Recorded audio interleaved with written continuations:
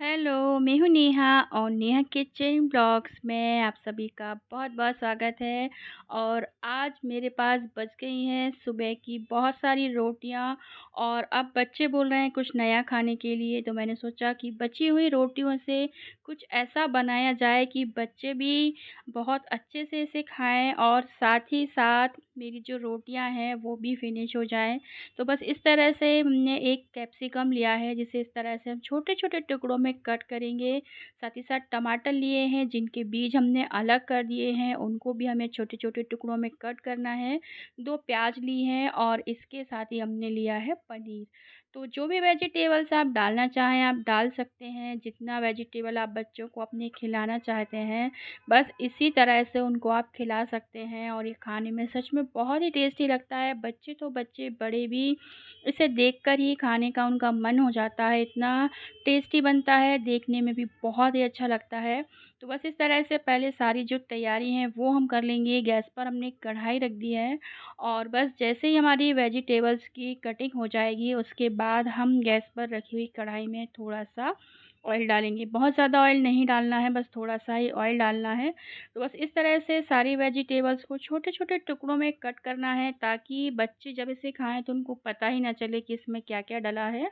और इसके साथ ही सारी जो हेल्दी वेजिटेबल्स हैं वो बच्चों को भी खाने में आ जाएँ। तो बस इस तरह से सारी वेजिटेबल्स को हमने कट कर लिया है। गैस पर जो कढ़ाई थी, बस उसमें हमें 2 चम्मच ऑयल डालना है। बहुत ज़्यादा ऑयल का यूज़ नहीं करना है, ना ही हम घी डालेंगे, बस ऑयल ही डालेंगे। आप चाहें तो बटर भी डाल सकते हैं। तो इस तरह से हमने 2 चम्मच ऑयल डाल दिया है और उसमें हमने डाल दी है अब हमारी जो भी वेजिटेबल्स, पनीर, टमाटर हमने कट किए थे, उनको हमें डालना है और मीडियम फ्लेम पर इनको ना हमें हल्का-सा सौते करना है। मतलब इसका जो कच्चापन है वो निकल जाए, लेकिन सब्जियों का जो क्रिस्पनेस है ना वो बना रहा है, मतलब सब्जियां क्रिस्पी रहें, इतना हमें ध्यान रखना है। तो बस इस तरह से मीडियम फ्लेम पर चलाते हुए इनको हम थोड़ा सा पका लेते हैं, क्योंकि कैप्सिकम भी है तो उसका भी जो कच्चापन है वो भी ना आए और ना ही टमाटर का।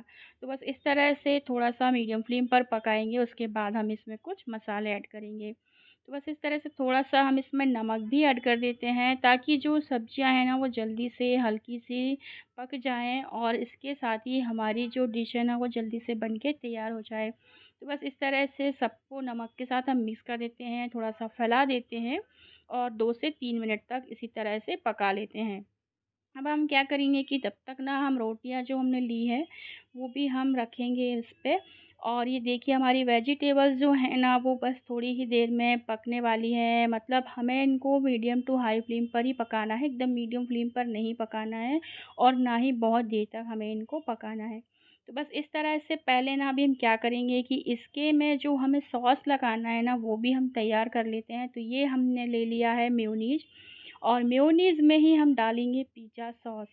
तो इस तरह से 2 चम्मच पिज़्ज़ा सॉस भी हम इसमें ऐड कर देंगे। तो मेयोनीज़ और पिज़्ज़ा सॉस से हमारा एक नया सॉस जो है ना वो बन के तैयार होगा, जो हम रोटियों में लगाएँगे। तो इस तरह से पिज़्ज़ा सॉस हमने इसमें डाल दिया है। साथ ही साथ ये हमने लिया है चीज़ सॉस। तो अभी हर जगह ये मिलता है, मतलब डीमार्ट में या कहीं भी आप जाएँगे तो आपको इस तरह से चीज़ वाला सॉस भी मिलेगा। तो इस तरह से 2 चम्मच हम ये भी ऐड करेंगे, मतलब इसको भी हमें इसमें मिक्स कर देना है, तभी तो बच्चे जो हैं वो अच्छे से ये खाएँगे। तो बस इस तरह से हमने इसमें पिज़्ज़ा सॉस भी ऐड कर दिया। तीनों सॉस को मिक्स कर देते हैं और एक हमारा नया जो सॉस है ना वो बन के तैयार हो गया। बहुत ही टेस्टी है, ऐसे भी आप बच्चों को रोटी में लगा के देंगे ना तो उनको बहुत पसंद आएगा। तो बस इस तरह से इसको हमने तैयार कर लिया है, तब तक हमारी वेजिटेबल्स जो हैं वो भी अच्छी तरह से पक जाएँगी और साथ ही साथ आप देख सकते हैं कि कितनी रोटियाँ हमारी बची हुई हैं और हमें सारी रोटी जो है वो फिनिश करनी है। तो बस इस तरह से अब क्या करेंगे ना, हमने जो सब्जियां हैं वो पक चुकी है ना, तो उसमें हम थोड़ा-सा डालेंगे सेजवान चटनी, हम इसमें ऐड करेंगे। तो 2 चम्मच सेजवान चटनी हम इसमें ऐड कर देते हैं और इसके साथ ही 1 चम्मच इसमें हम पिज़्ज़ा सॉस डालेंगे। बस इसके अलावा अब हम इसमें कुछ और नहीं डालेंगे, क्योंकि हमने बहुत ही बढ़िया-सा एक सॉस जो है वो बना के तैयार किया हुआ है और वेजिटेबल्स में हमने सेजवान चटनी डाल दी है और इसके बाद हमें इसमें कुछ भी डालने की ज़रूरत नहीं है। वरना जो सही टेस्ट है ना वो नहीं आएगा। तो बस इस तरह से अब गैस का फ्लेम हम ऑफ़ कर देंगे और इसको जो है वो हम एक साइड में रख देंगे थोड़ा-सा ठंडा होने के लिए। तो बस हमारी जो मतलब सब्ज़ी है वो बन के तैयार हो गई है और अब हमने क्या किया है, ठंडी रोटी ली है। पर ठंडी रोटी को ना पहले हम थोड़ा-सा घी लगा के हल्का-सा ना सेंक लेंगे। तभी इसका जो टेस्ट है ना वो बहुत ही बढ़िया आएगा और बिल्कुल भी नहीं लगेगा कि आप रोटी खा रहे हैं। तो इस तरह से हल्का-सा पहले हम रोटी को एक साइड से ना बहुत अच्छे से सेंक लेते हैं और दूसरी साइड से नहीं सेंकना है। तो इस तरह से दबाते हुए मीडियम फ्लेम पर घी लगा के हमें सेंकना है, आप चाहें तो बटर भी लगा सकते हैं। तो बस इस तरह से हमने इसको सेंक लिया है और अब ये देखिए दूसरी तरफ से भी ना इसको हल्का-सा हम सेंक लेते हैं। तो इसी तरह से हम हमारी जितनी रोटियाँ सिकें ना उतनी रोटी हमें सेंक लेनी है। तो जिस तरफ से हमने रोटी को ज़्यादा सेंका है, मतलब ज़्यादा थोड़ा-सा कड़क किया है, उस तरफ ही हमें सॉस लगाना है और तब तक हम क्या करेंगे, दूसरी रोटी भी घी लगा के इस तरह से रख देंगे। तो जब तक हम इसमें सॉस लगाएँगे तब तक हमारी दूसरी रोटी जी अच्छी तरह से सिक के तैयार हो जाएगी।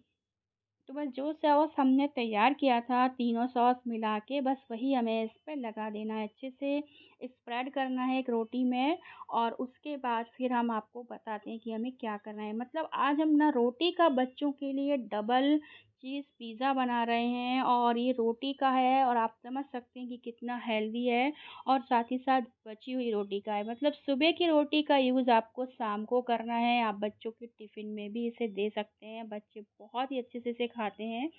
तो बस इस तरह से दूसरी रोटी को भी हमने सेक लिया है, ये देखिए बहुत अच्छे से सेक लिया है। तो अब हमें क्या करना है कि अब तब तक हमारा जो तवा है ना, पैन है, उस पे हम तीसरी रोटी भी डाल देते हैं। तो इस तरह से फटाफट से काम करना है हमें और अब हमने ले लिया है मोज़रेला चीज़। तो मोज़रेला चीज़ को पहले हम जिस रोटी में हमने सॉस लगाया है ना, उसमें अच्छी तरह से डाल देंगे। अभी हम इसमें सब्जियाँ नहीं डालेंगे, बस इस तरह से मोज़रेला चीज़ ही हम इसमें डालेंगे और जितना चीज़ आप डालेंगे उतना ही बच्चों को अच्छा लगता है। तो हमने इस तरह से चीज़ डाल दिया है, इसमें हम थोड़ा-सा पिज़्ज़ा मसाला डालेंगे और साथ ही साथ हम इसमें डाल देंगे चिली फ्लेक्स। तो पिज़्ज़ा मसाला जो भी आपको डालना है आप डाल सकते हैं और इसके ऊपर हम रख देंगे हमारी दूसरी सिकी हुई रोटी, जिसको हमने नीचे से अच्छे से क्रश किया है, मतलब अच्छे से सेका हुआ है और ऊपर से हम इसमें लगा देंगे वापस से हमारा वही सॉस जो हमने बना के तैयार किया है। तो इस सॉस में हमने ना चीज़ सॉस भी डाला है, इससे इसका जो टेस्ट है ना वो एकदम अलग आता है और बनने के बाद तो बहुत ही टेस्टी लगता है। तो बहुत अच्छे से हम ये जो सॉस है वो लगा देते हैं और इसके ऊपर हमने जो वेजिटेबल्स की सब्जियां बना के तैयार की है, मतलब फिलिंग बना के जो हमने तैयार की है, बस वही हमें इसके ऊपर रखनी है। तो जितनी फिलिंग आप रखनी है आप रख सकते हैं, बहुत अच्छे से चारों तरफ इसको हम फैला देंगे और इस तरह से आप देखेंगे कि एक ही बार में बच्चे ना 2 रोटी जो है वो बहुत अच्छे से खा लेते हैं, वरना बच्चों को 1 रोटी खिलाना भी बहुत मुश्किल होता है। लेकिन इस तरह से अगर आप बनाएँगे तो बच्चे जो हैं ना वो बहुत खुश भी हो जाएँगे, साथ ही साथ हेल्दी खाना जो है वो उनको मिलेगा और टिफ़िन के लिए भी ये बहुत ही बेस्ट है। तो बस अब इस तरह से हम क्या करेंगे कि इसके ऊपर भी मोज़रेला चीज़ डालेंगे और इसमें हम प्रोसेस चीज़ भी डालेंगे बाद में, लेकिन अभी पहले हम मोज़रेला चीज़ डालेंगे और इसको हल्का-सा मेल्ट होने देंगे। तो बस इस तरह से पैन में ही हमें इसको सेंकना है, तो जिस तरफ से हमने रोटी को कम सेंका था नीचे साइड से, बस वही हमें इस पैन में रखना है और अब इसके ऊपर भी हम थोड़ा-सा ना चिली फ्लेक्स डाल देते हैं चीज़ के ऊपर, दिखने में अच्छा लगता है। और साथ ही साथ पिज़्ज़ा मसाला भी डाल देते हैं। तो ये देखिए बच्चे ना मेरे पनीर उनको दिख रहा है खाने के लिए, तो वो मेरे बाजू से आ रहा है पनीर के टुकड़े खाने के लिए, क्योंकि उनको इस तरह का पनीर जो है ना वो बहुत ही पसंद है। तो बस इस तरह से मैंने बोला बस थोड़ा वेट करो, फटाफट से आपको बढ़िया-सा पिज़्ज़ा भी मिलने वाला है। बस अब हम क्या करेंगे कि ढक के ना मीडियम फ्लेम पर इसको चीज़ को ना मेल्ट होने तक पकाएंगे। तब तक हम दूसरा जो हमारा पिज़्ज़ा है ना वो बना के तैयार कर लेंगे। तो इस तरह से देखिए चीज़ हल्का सा मेल्ट हो गया और अब हम ना इसके ऊपर डाल देते हैं हमारा प्रोसेस चीज़ और अब ये देखिए कि अब हमारा जो पिज़्ज़ा है ना वो मार्केट से भी अच्छा बन के तैयार होगा। मतलब बच्चे तो ना खुश ही हो जाएँगे और मेरे बच्चे तो बस इंतज़ार ही कर रहे हैं कि कब फटाफट मम्मी का पिज़्ज़ा बने और हम खाएँ। तो बस वापस से 2 मिनट के लिए हमने इसको ढक दिया है। तब तक दूसरा जो है वो भी बना के तैयार कर लेते हैं। तो इस तरह से फटाफट से हमारा काम भी हो जाएगा और पिज़्ज़ा भी बन जाएगा। तो ये देखिए बहुत अच्छे से चीज़ मेल्ट हो गया है और अब हम ना इसको एक प्लेट में निकाल लेते हैं और प्लेट में निकालने के बाद फिर मैं आपको दिखाती हूँ कि हमारा जो पिज़्ज़ा है ना वो कितना अच्छा बन के तैयार हुआ है। गेहूँ के आटे से बना है और आप सोच सकते हैं कि मतलब कितना हेल्दी है। तो बस इसी तरह से दूसरा भी हमारा बन के जो है वो तैयार हो जाएगा 2 से 3 मिनट के बाद ही। तब तक हम इसी तरह से सारे जो रोटी हमारी जितनी रोटी है ना, उनके हम पिज़्ज़ा बना के तैयार कर लेंगे।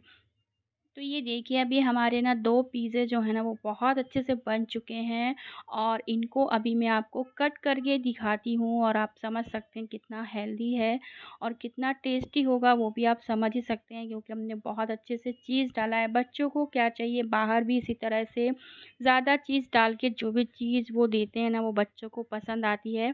तो ये देखिए हमारे 2 पिज़्ज़ा बन के तैयार हो गए हैं और इसको मैं आपको कट करके दिखाती हूँ। तो बस इस तरह से अगर आपको भी मेरे ये बचे हुए आटे से रोटी के पिज़्ज़े जो हैं वो पसंद आते हैं तो प्लीज़ मेरे चैनल को लाइक करें, सब्सक्राइब करें और अपने कमेंट हमारे कमेंट बॉक्स में लिखें। तो बस इस तरह से ये देखिए आज हमारा पिज़्ज़ा एकदम तैयार है। अंदर से भी मैं आपको दिखाती हूँ कि किस तरह से एकदम चीज़ी है। तो ये देखिए वेजिटेबल्स भी हैं, साथ ही साथ रोटी भी है, तो बहुत ही हेल्दी है और मुझसे भी ना रहा नहीं जा रहा है। अभी तो ऐसा लग रहा है कि फटाफट से इसको टेस्ट करूं। ये देखिए अंदर भी कितना बढ़िया इसका टेक्सचर जो है वो आया है। तो बस इस तरह से हमारे रोटी के पिज़्ज़े जो हैं वो बन के तैयार हो गए हैं और बस इसके साथ ही मैं नेक्स्ट वीडियो में आपसे मिलूँगी। तब तक के लिए bye bye and take care.